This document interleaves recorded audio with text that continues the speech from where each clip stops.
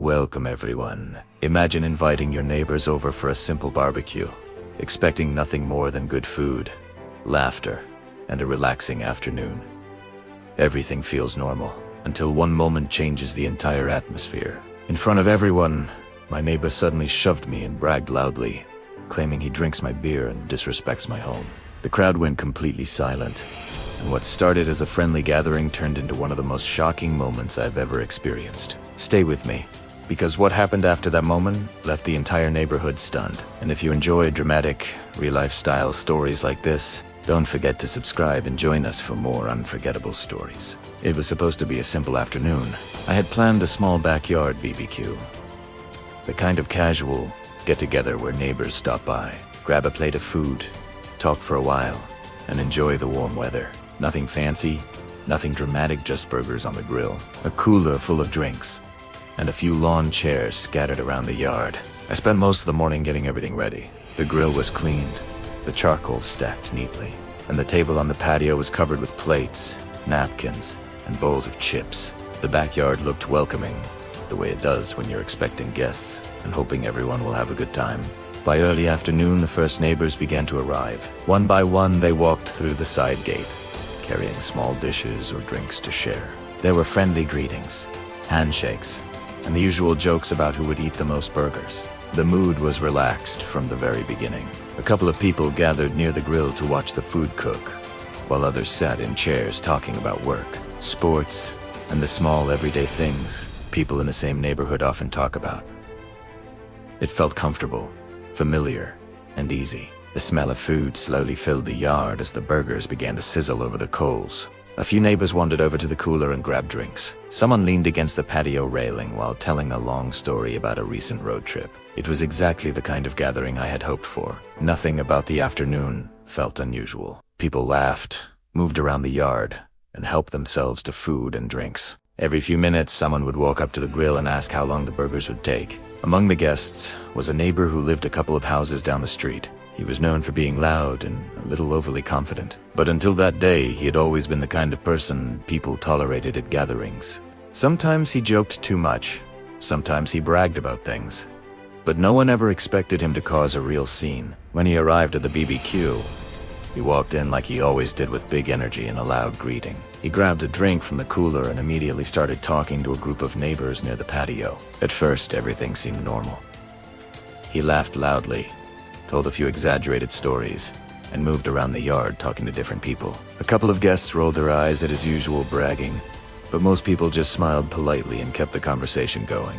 Meanwhile, I stayed near the grill, flipping burgers and making sure everyone had food. The afternoon sun warmed the yard while smoke from the grill drifted slowly upward. For a while, the party continued exactly the way backyard gatherings usually do. People filled their plates, leaned against the fence, and talked in small groups. Some stood near the cooler while others stayed closer to the grill, waiting for the next batch of burgers. Then something shifted. It wasn't obvious at first, but the neighbor who had been joking around earlier started getting louder. His voice carried farther across the yard, and his comments began to sound less like casual jokes and more like bold attempts to grab attention. He walked over toward the grill where I was standing, holding his drink in one hand.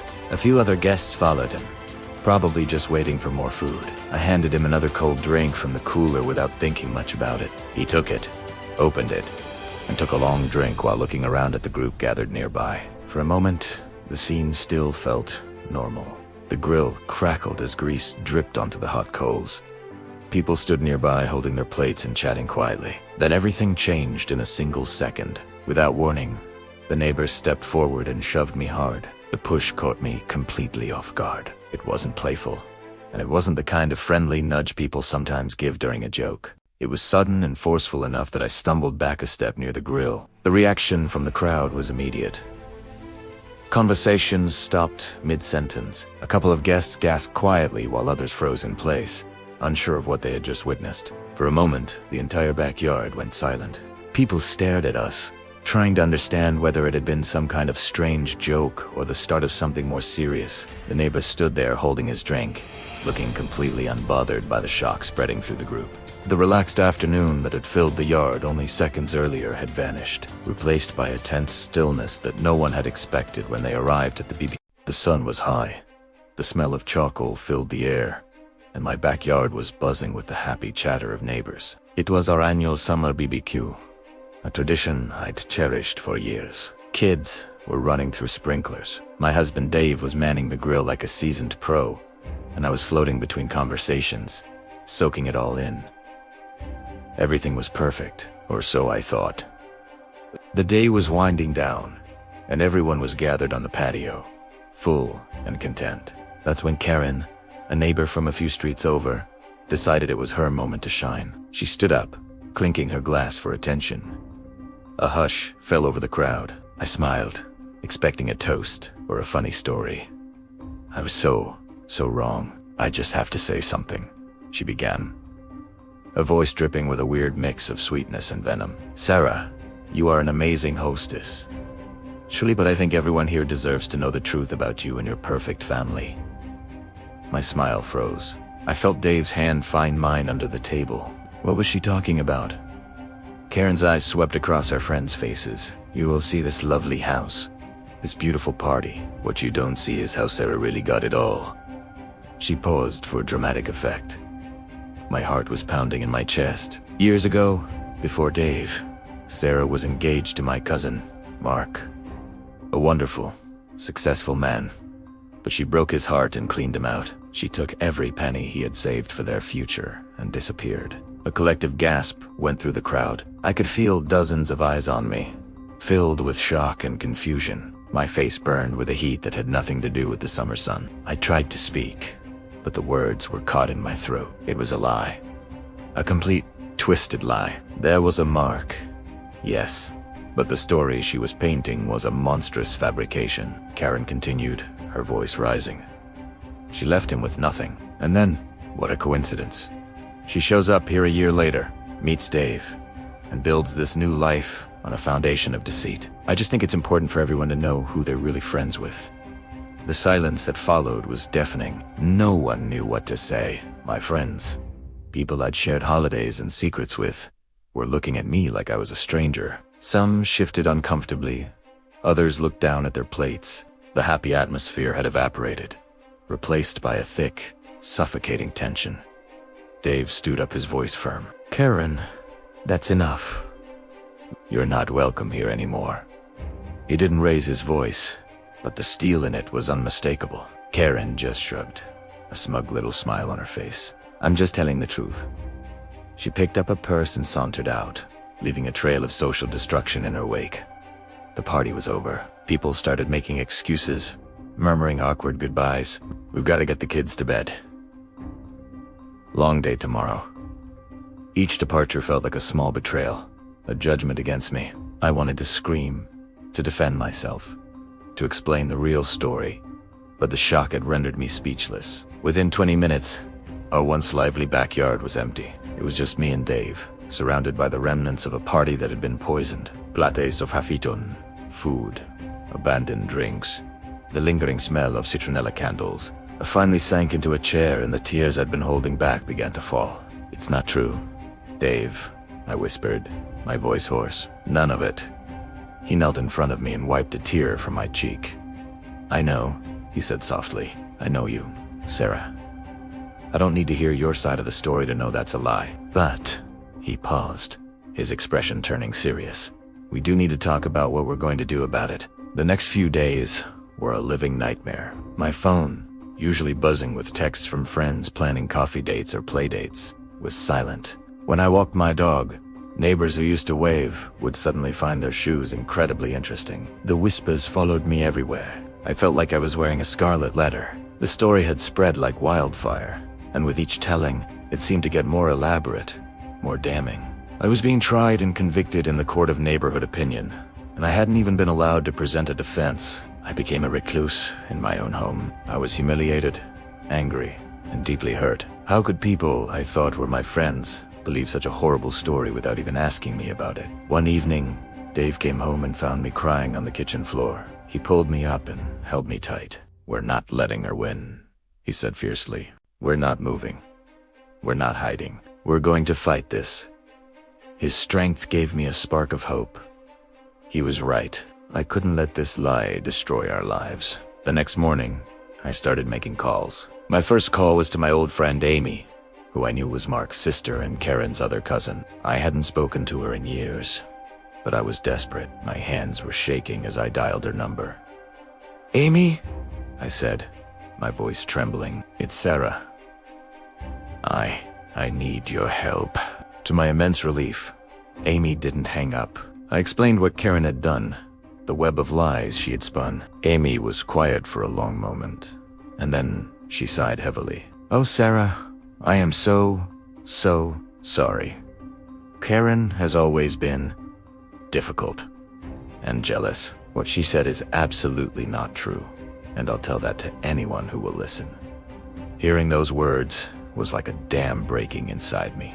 Amy went on to explain that Mark had actually made some terrible financial decisions on his own and had tried to blame me to save face with his family. Karen, who always had a bizarre competitive streak with me, latched onto that lie and apparently decided to weaponize it years later. Armed with the truth and a powerful ally, I felt a new resolve. Dave and I decided to host another gathering, not a big party, but a small get-together on our porch.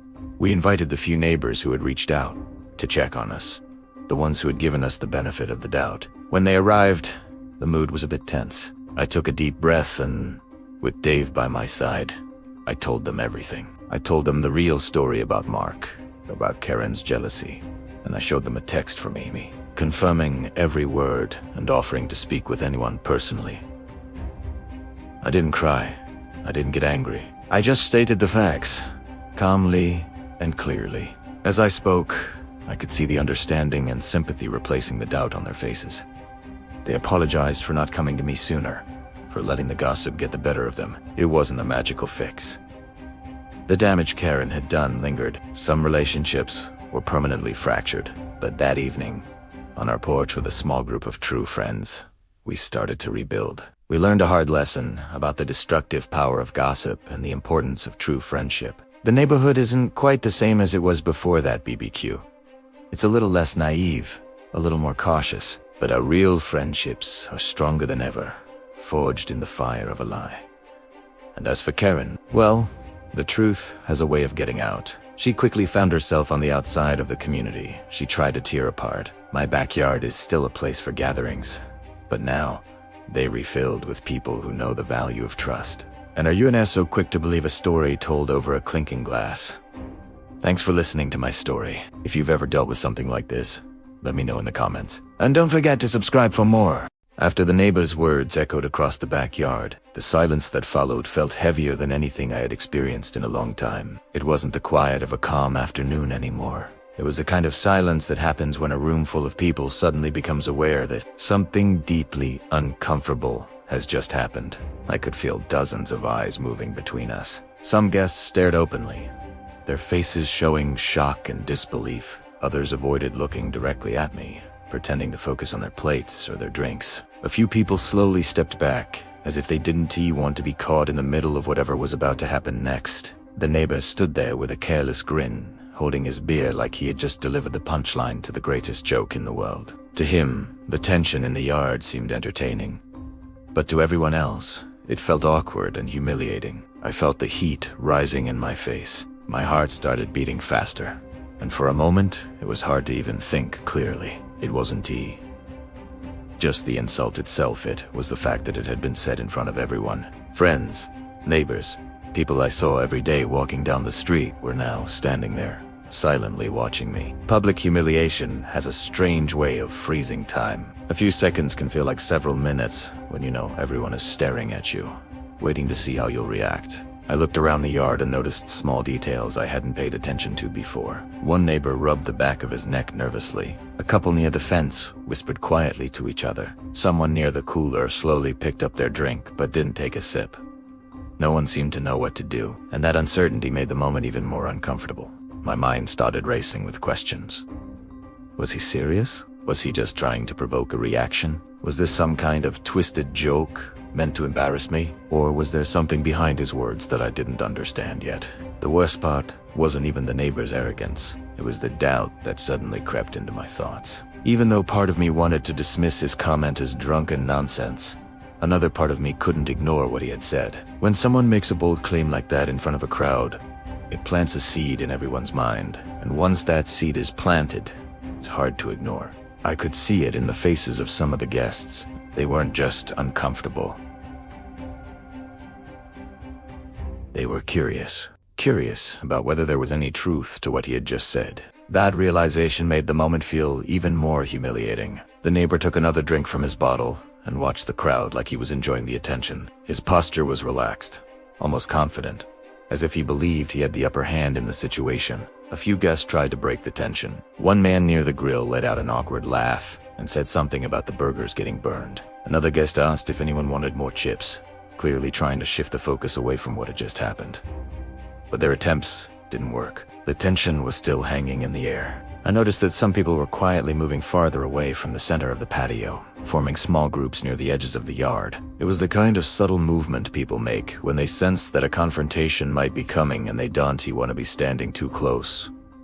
When it happens, at the same time, others stayed exactly where they were. Those people seemed frozen by curiosity, like spectators watching the beginning of a dramatic scene unfold. I could feel the weight of the situation pressing down on me. Part of me wanted to confront the neighbor immediately, to demand an explanation in front of everyone. Another part of me wanted to laugh it off and pretend it was nothing, just to escape the embarrassment. But neither option felt simple. If I reacted too aggressively, the situation could explode into a full argument in the middle of the party. If I ignored it completely, it might look like I was avoiding the issue. Meanwhile, the neighbor continued standing there with that same arrogant smile. His behavior made it clear that he wasn't too worried about the consequences of what he had said. If anything, he seemed amused by the discomfort spreading through the crowd. The relaxed atmosphere that had existed earlier in the afternoon was completely gone. Instead of laughter and casual conversation, the backyard was now filled with tension, whispers, and unanswered questions. And as the seconds passed, the doubt and suspicion created by that single sentence continued to grow in the minds of everyone standing there. The party was dying. What started as a sunny afternoon backyard BBQ, full of laughter and easy conversation, had turned into a minefield of awkward silences and sideways glances. The tension hung in the air, thick and uncomfortable.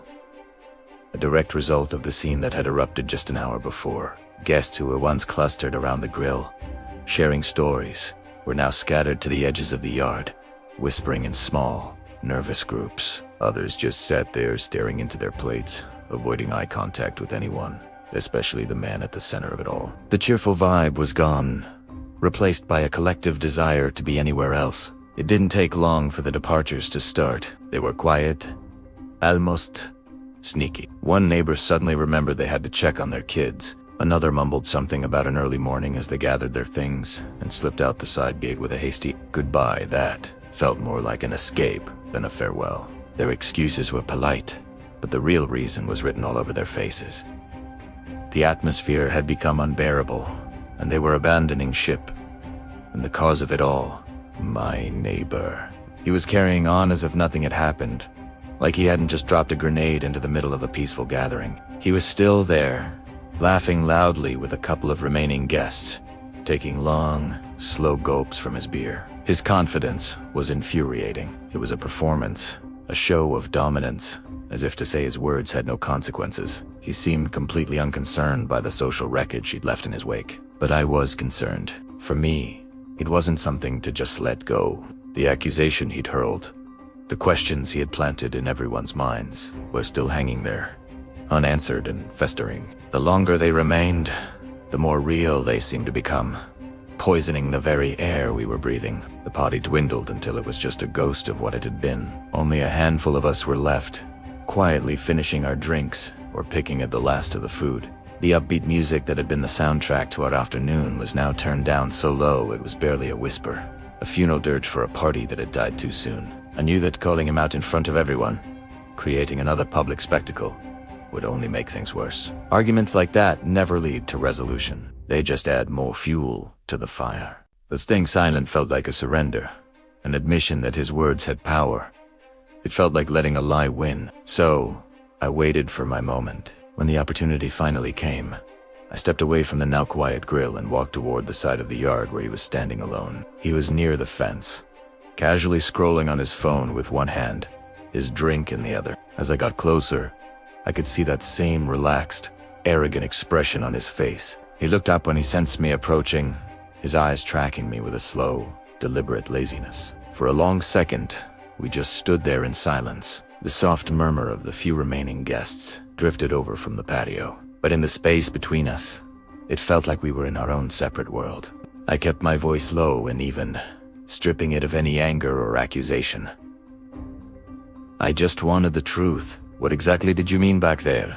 I asked. It was a direct question, not a challenge. He looked at my face, sizing me up, probably trying to figure out how serious I was. Then, a lazy shrugged. "Relax," he said, a dismissive wave of his hand. "You're taking it all way too seriously." It wasn't an answer. It was an evasion, a clear attempt to brush the whole thing under the rug and make me feel like I was the one overreacting. But I wasn't going to be dismissed that easily. Not after he had publicly thrown down the gauntlet. "You made a pretty bold claim." Primera pushed back, keeping my tone steady. "So either you were lying, or you meant it." There it was. A choice.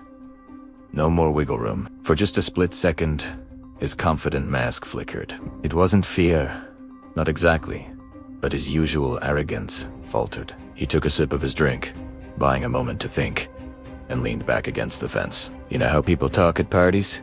he said, his voice dripping with false nonchalance. "Sometimes things get exaggerated." That answer just created more questions.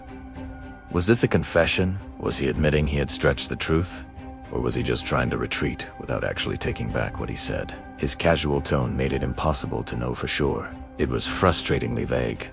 A smokescreen of words. The bomb he'd dropped in front of everyone had been loud, clear, and confident. But now, in a one-on-one conversation, his explanation was murky and weak. It felt deliberate, like he was leaving the door open for interpretation, allowing the doubt he created to linger. And that's where things get complicated, isn't it? In situations like this, the truth is rarely black and white. It usually hides in the gray areas, somewhere between the loud public statement and the quiet private conversation. Sometimes, people make outrageous claims just for the attention, to feel powerful by shocking a room. Other times, there might be a kernel of truth that gets twisted and magnified by ego or a few too many drinks. Standing there by the fence, I couldn't tell which it was. All I knew was that this was no longer about a shouting match at a party. It had evolved into something much quieter, a complex puzzle about what was real, what was a lie, and why someone would choose to blur that line in the first place. The party was over, but the fallout was just beginning. Thanks for watching, and if you've ever been in a situation like this, let me know in the comments. Don't forget to subscribe for more stories. As the last few guests left the backyard and the sound of conversation slowly faded away, the afternoon finally came to an end. The grill had gone cold, the music had stopped, and the yard that had once been full of laughter now felt strangely quiet. What started as a simple neighborhood BBQ had turned into a moment that revealed something deeper about respect, words, and consequences. Sometimes it only takes a few careless seconds to change the mood of an entire room. A single push, a reckless statement, or an arrogant attempt to get attention can create tension that no one expected. That afternoon reminded everyone standing there how powerful words can be and how quickly trust between people can be shaken. But moments like these also reveal character. They show who is willing to create drama and who is willing to handle a difficult situation calmly. While the party didn't end the way anyone had planned, it left behind an important lesson for everyone who witnessed it. Respect and honesty matter far more than ego or cheap attention. In the end, the backyard grew quiet again, but the memory of that strange afternoon remained with the neighbors who were there to see it unfold. And if you enjoy powerful real-life style stories like this one, don't forget to subscribe to the channel and join us for more unforgettable stories every week.